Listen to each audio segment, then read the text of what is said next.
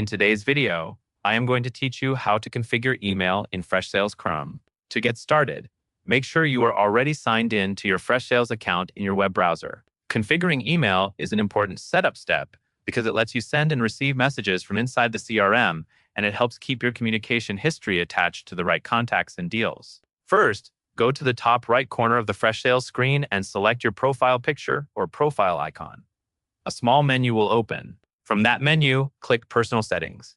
This is where Freshsales keeps your individual preferences, including options related to email. Once you are in Personal Settings, look for the section related to email. Click the tab labeled Connect Your Email. In some accounts, this may appear as Email Settings instead. Both options take you to the same place, where you can connect your mailbox to Freshsales. Next, you will choose your email provider.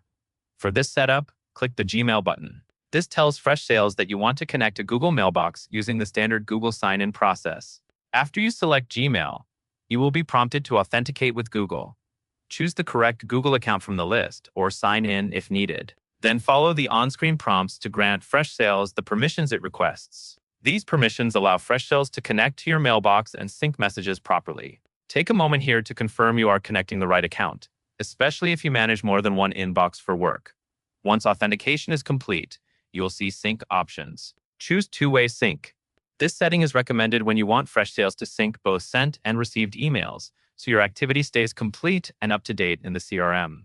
With Two-Way Sync enabled, messages you send from Freshsales can appear in your email account, and messages you handle in your email account can be reflected inside Freshsales, depending on your account configuration. When you have selected Two-Way Sync, the setup is complete. Give it a little time for syncing to begin, particularly if you have a larger mailbox. And that is all there is to it.